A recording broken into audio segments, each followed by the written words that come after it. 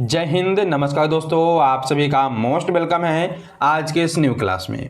दोस्तों आज के इस क्लास में हम लोग जो है पढ़ने वाले हैं बिहार पुलिस मत निषेध एग्जाम 2026 के लिए मोस्ट इंपॉर्टेंट क्वेश्चनों को, जो आपके सभी एग्जाम में पूछे गए प्रश्नों से जो है चुनिंदे प्रश्नों को लिए गए हैं। यह सभी प्रश्न ऐसे प्रश्न हैं जो पिछले एग्जामों में जो पूछे गए हैं और आपके एग्जाम आने वाले में पूछे ही जाएंगे, इसकी फुल गारंटी है। तो बस आपसे यही निवेदन है कि आप लोग क्लास को अच्छे से देखिएगा और क्लास पसंद आए तो क्लास को आप सभी लाइक कीजिएगा, न्यू होंगे आप लोग तो चैनल को भी सब्सक्राइब कर लीजिएगा। दोस्तों आपके पास टाइम बहुत कम बचा है, इसी टाइम में आपको अच्छे से जो है अपनी तैयारी कर लेनी है। तो चलिए हम लोग करते हैं क्लास को स्टार्ट और देखते हैं सही प्रश्नों को। आपसे हमारे साथ बने रहे और सही प्रश्नों का आंसर आप लोग हमें कमेंट बॉक्स में दीजिएगा। चलिए तो देखिए आज का पहला क्वेश्चन, पानीपत की तीसरी लड़ाई कब हुई थी? पानीपत में जो आपका टोटल 3 लड़ाई हुआ था, ठीक है। पहला हुआ था आपका कब? तो 1526 में, यह खूब पूछा, इसे आप अच्छे से याद कीजिएगा। दूसरा कब हुआ? तो आपका हुआ था 1500, दूसरा आपको हुआ था 1557 को और तीसरा आपको हुआ था 1761 को। तो यहाँ पे आपका हो जाएगा ऑप्शन नंबर क्या? तो यहाँ पे आ जाएगा आपका बी ऑप्शन, बिल्कुल ही सही। 1761 में आपका जो है पानीपत की तीसरी लड़ाई हुई थी। चलिए अब अगला प्रश्न देखिए आप लोग यहाँ पे क्वेश्चन नंबर 2 को, इनकलाब जिंदाबाद का नारा किसने दिया था? दोस्तों यह क्वेश्चन का आंसर आपको हम पहले बता चुके हैं, तो इसका आंसर आप लोग हमें कमेंट बॉक्स में दीजिएगा। इनकलाब जिंदाबाद का नारा जो है किसने दिया? महात्मा गांधी ने, सुभाष चंद्र बोस ने, भगत सिंह ने या बाल गंगाधर तिलक ने? किन्होंने दिया? आप लोग हमें कमेंट में इसका आंसर दीजिएगा। चलिए अब अगला प्रश्न देखिए आप लोग यहाँ पे, गीतांजलि के लेखक कौन है?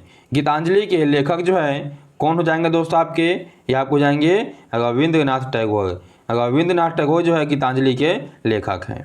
ऑप्शन नंबर यहाँ पे आप लोगों का बी हो जाएगा सही। आगे देखिए आप लोग यहाँ पे चौथे नंबर प्रश्न को, सिंधु घाटी सभ्यता का प्रमुख बंदरगाह कौन सा था? सिंधु घाटी सभ्यता जो आपका चला था 15 कितना चला था आपका? तो 2500 ईसा पूर्व से लेके 1750 ईसा पूर्व तक चला, ठीक है। और इसका एक बंदरगाह था जिसका नाम था लोथल। लोथल एक ऐसा स्थल है जो आपका एक प्रमुख बंदरगाह हुआ करता था आपका सिंधु घाटी सभ्यता का। मोहनजोदड़ो जो है यह सबसे बड़ा स्थल था, ठीक है। क्या था? यह सबसे बड़ा स्थल था सिंधु घाटी सभ्यता का। अब चलिए अगला प्रश्न देखिए आप लोग यहाँ पे 5 नंबर प्रश्न को, भारत छोड़ो आंदोलन किस वर्ष शुरू हुआ? भारत छोड़ो आंदोलन आपका जो है स्टार्ट कब हुआ? ये आपके हुए थे 1942 को, जो आपके ऑप्शन नंबर बी में है। बी ऑप्शन को दोस्तों आप लोग यहाँ पे सही कीजिएगा। चलिए अब देखिए 6 नंबर प्रश्न को। 6 नंबर प्रश्न आपका है कि मुगल साम्राज्य की स्थापना किसने की? मुगल साम्राज्य की स्थापना कौन करते हैं आपके? तो बाबर। ऑप्शन हो जाएगा आपका यहाँ पे बी। और मुगल साम्राज्य की स्थापना जो है 1526 में होती है। इन्हें भी आप अच्छे से याद कीजिएगा। चलिए अब देखिए आप लोग यहाँ पे 7 नंबर प्रश्न को, चोल वंश किस क्षेत्र से संबंधित है? चोल जो थे यह सभी थे आपके दक्षिणी क्षेत्र से, ठीक है। दक्षिणी क्षेत्र में यानी दक्षिण भारत में जो है चोल शासकों का शासन था। ऑप्शन नंबर यहाँ पे हो जाएगा आपका सी सही, दक्षिण भारत में। पल्लव भी आपके यहीं पे थे, इन्हें भी आप अच्छे से याद कीजिएगा। अब देखिए 8 नंबर प्रश्न को आप लोग यहाँ पे, किस गवर्नर जनरल ने अस्थायी बंदोबस्त लागू किया? कौन से गवर्नर जनरल हैं जिन्होंने अस्थायी बंदोबस्त जो लागू किया? यह गए थे आपके lord Cornwallis. Lord Cornwallis, C option यहाँ पे आप लोगों का दोस्तों सही आंसर हो जाएगा। अब देखिए 9 नंबर प्रश्न को, प्रथम बौद्ध संगीति कहाँ हुआ? प्रथम बौद्ध संगीति जो है कहाँ पे हुआ? ये आपके हुए थे राजगृह में। कहाँ पे हुए थे? राजगृह में, ठीक है।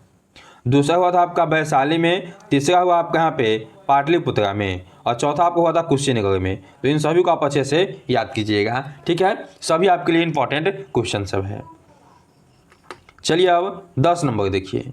10 नंबर प्रश्न आपका है कि आर्य समाज की स्थापना किसने की?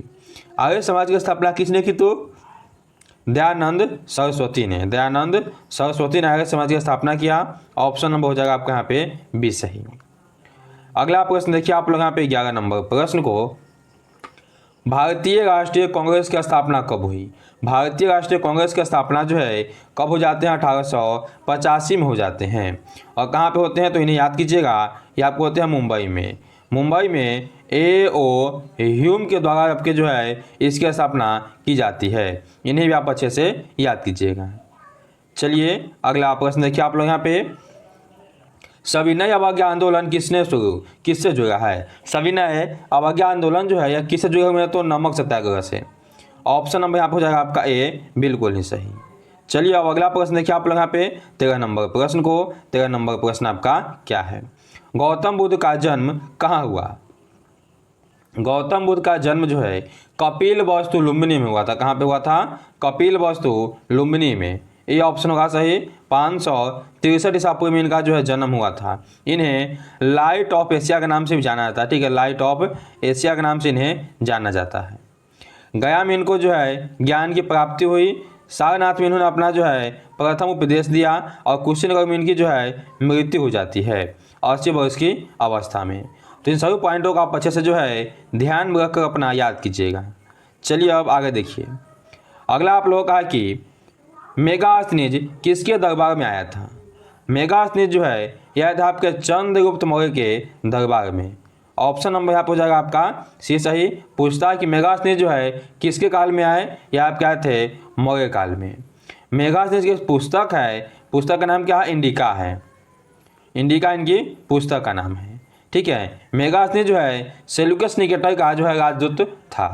ठीक है, चलिए अब अगला प्रश्न हम लोग देखते हैं। अगला प्रश्न आपका यहाँ पे 15 नंबर प्रश्न है। 15 नंबर प्रश्न क्या आपका कि किस आंदोलन को अगस्त आंदोलन कहा जाता है? यह कहा जाता है आपके भारत छोड़ो आंदोलन को अगस्त आंदोलन। ऑप्शन नंबर यहाँ पर हो जाएगा आपका बी सही। ठीक है, बी ऑप्शन को सही कीजिएगा। यह हुआ कब था? 1942 को हुआ था। इसे गांधी जी के नेतृत्व में किया गया था, गांधी जी के नेतृत्व में। चलिए दोस्तों देखिए 16 नंबर प्रश्न का आप लोग यहाँ पे, भारत की सबसे लंबी नदी कौन सी है? मोस्ट VVI क्वेश्चन सब आपके सामने है। सबसे लंबी नदी जो है गंगा नदी है।